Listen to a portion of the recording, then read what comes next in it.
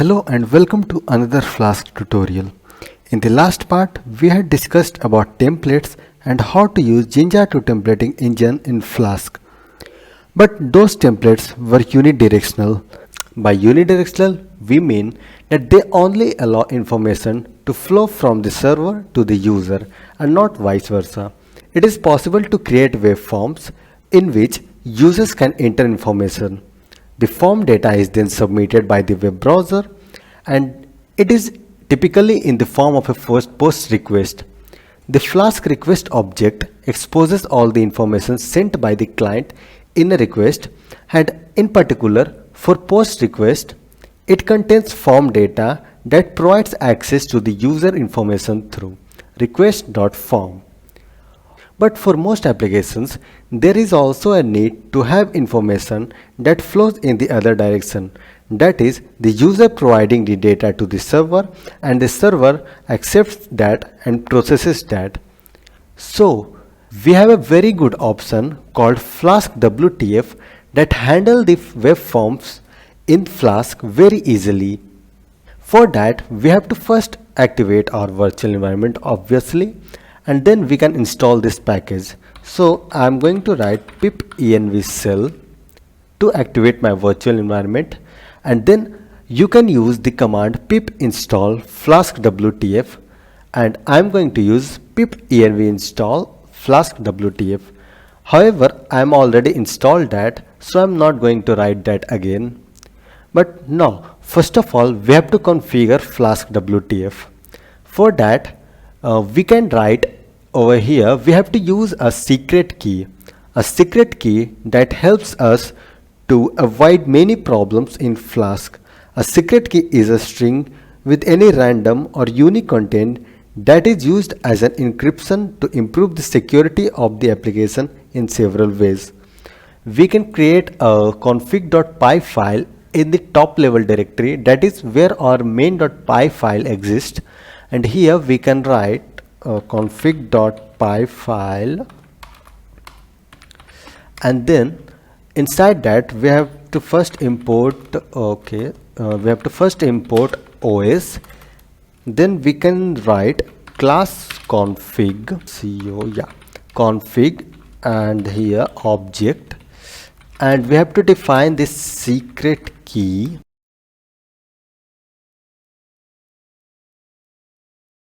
We have first tried to utilize the value of secret key if it is available in the environment variables.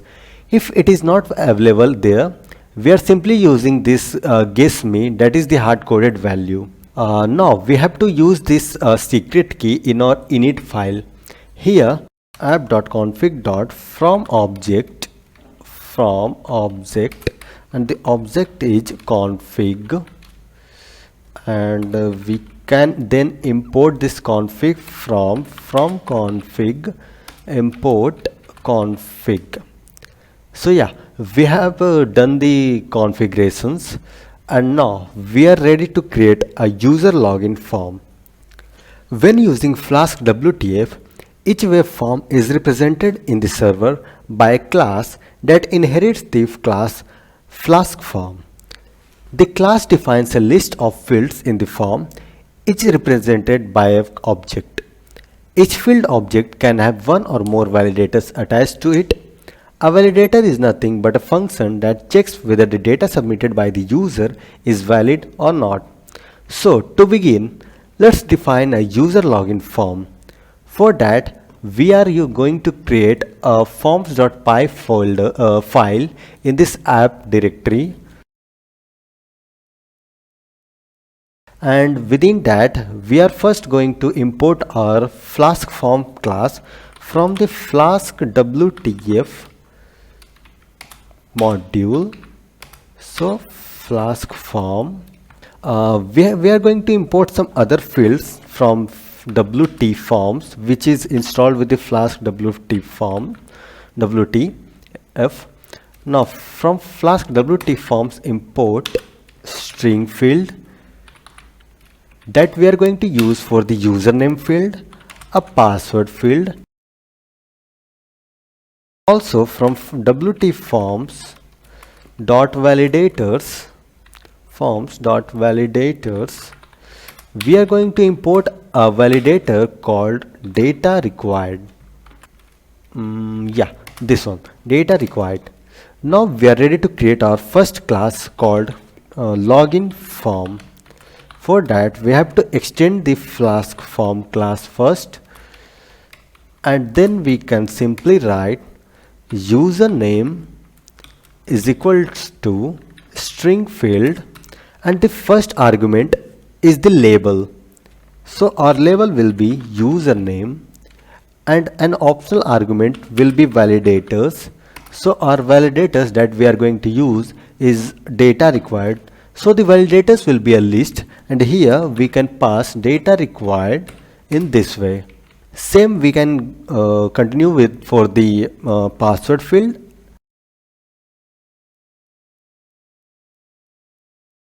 Now we are going to create a checkbox called remember me is equal to it will be a boolean field obviously, and it will be called remember me, and here we don't have any validator. And then we are going to create a submit button called sign in. So it will be submit field and the label will be sign in. Now that we have created our first class called login form, we have to create a form template where we are going to render this login form, that the fields that are defined in the login form class know how to render themselves as HTML. So the task is fairly simple. We just have to create a login.html file, and we have to pass our form object from our view function to the template. Then the form object will render itself in the form of a form. So let's just create a form.login.html file, and within that we first base template. So we'll use the extends keyword to extend the base.html file, and here we have to write the block content. So we can write block content, and we have to also write end block content, or simply end block will work. Now within that we have to define our form. So first of all we are going to just add a heading here, inside that we are going to write sign in, and below that we are creating a form. So the form will have an action is equal to this will be an empty string for now, and the method will be post, and we are going to write no validate here. We'll discuss it later. First of all we have to write form dot hidden tag. Without wasting too much time, I'm just going to copy paste some content here for the different fields. So let me just do the indentation. Yeah, what we have done is we have used this form.username.label for the label of the input field or the field, and this is the field that is being rendered, and same goes for the password field, the label and the password field, and this is the checkbox called remember me with the label and the input and the checkbox field, and this is the button. So the form.hidden tag template argument generates a hidden field that includes a token that is used to protect the form against CSRF attacks. All we need to do to have the form protected is to include this hidden field and have the secret key variable defined in the Flask configuration, as we have already done it here. So if we take care of these two things, Flask WTF does the rest for us. The next thing we have to do is to create a view function to render this template in the web browser. So let's write a new view function mapped to the login URL that creates a form, passes it to the template for rendering, and the route will be /login, and below that we can create our login function, and this will be nothing. Inside that we have to just write form is equal to login form.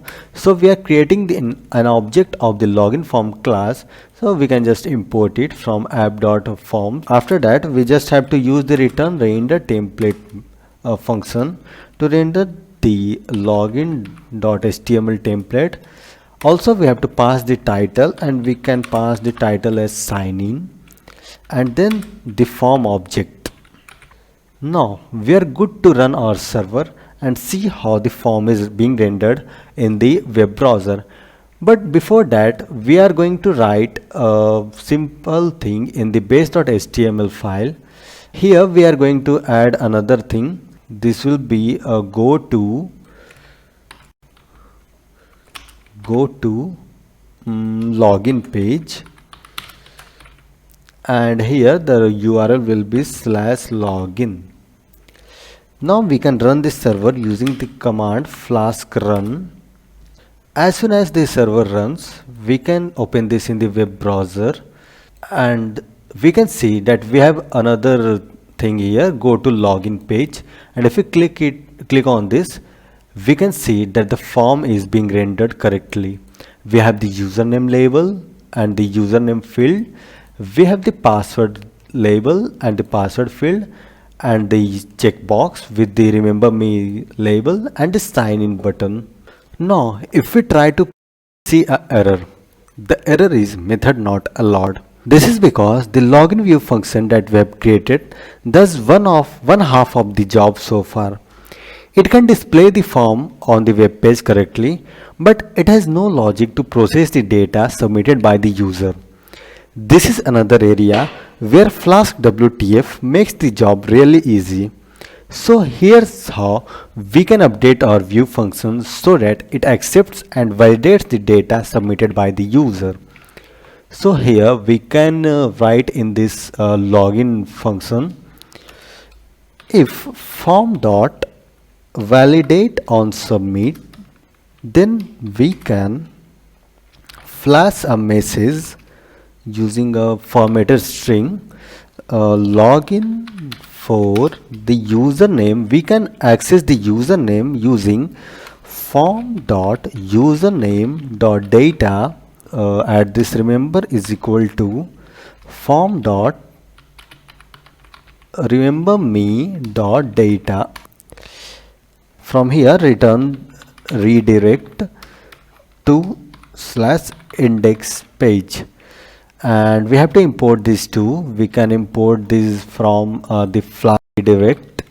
The next thing we are going to do is to add a methods list over here, get and post, that this view function accepts both get and post request, overriding the default that is get request only are those that return information to the client. All the requests in the application so far are of this type only. Post requests are typically used when the browser submits form data to the server. The method not allowed error that the browser showed us appears because the browser tried to send a post request and the application was not configured to accept it. By providing the methods argument, we are telling Flask which request methods should be accepted. The form.validateOnSubmit method does all the form processing work. When the browser sends the GET request to receive the web page with the form, the method is going to return false. So in that case, the function skips this statement and goes directly to this statement, that is the render template. When the browser sends a post request as a result of the user pressing the submit button or the sign in button, the form.validateOnSubmit is going to gather all the data, run all the validations attached to the fields, and if everything is alright, it will return true, indicating that the data is valid and can be processed by the application. But if at least one field fails the validation, then the function will return false, and that will cause the form to be rendered back to the user like in the GET request. Later, we are going to add an error message when the validation fails. When the form.validate on submit returns true, the login view function calls two new functions imported from Flask. The flash function is a useful way to show message to the user. A lot of applications use this technique to let the user know if some action has been successful or not. In this case, we are going to use this mechanism as a temporary solution because we don't have infrastructure necessary to log users in. So the best we can do is to show a message to the user that the data has been accepted. The second new function in the login view function is this redirect. This function instructs the client. This function instructs the client web browser to automatically navigate to a different page given as an argument. In this case, it is /index.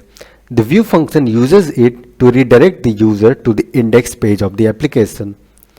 When we call the flash function, Flask stores this message, but the flash messages will not magically appear in your web pages. The templates of this application need to render these flashed messages in a way that works for the site layout. We are going to add these messages to the base template so that all the templates inherit this functionality. So in the base.html file, we can add a line called, we're going to write this in the body tag, directly in the body tag here, with messages is equal to get flashed messages, and here we have to write int width, and inside this width tag we have to write if there are messages, if any messages is being passed from the view function, we just iterate over those messages and render them one by one. So we are going to use a if condition, and within that we are going to use a for loop. This is a great time to try the application one more time and test how the form works. So let us rerun this server and try submitting the form and click on this sign in button. So see, we have not moved to the index page, that is, the submission process has halted. But did you see, we did not get any error. For that, we have to improve our field validation. The validators that are attached to the form fields that we can see here in this forms folder file, we have attached validators data required. If we try to submit invalid data, we can see that the validation mechanism works well, but there is no indication given to the user that something is wrong with the form. The user simply gets the form back.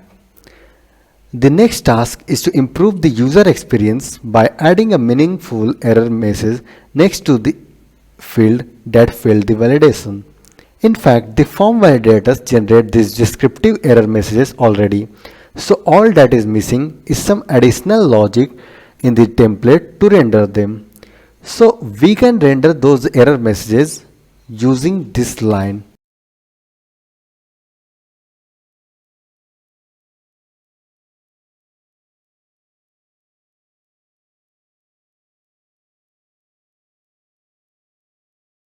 Same goes with the password field.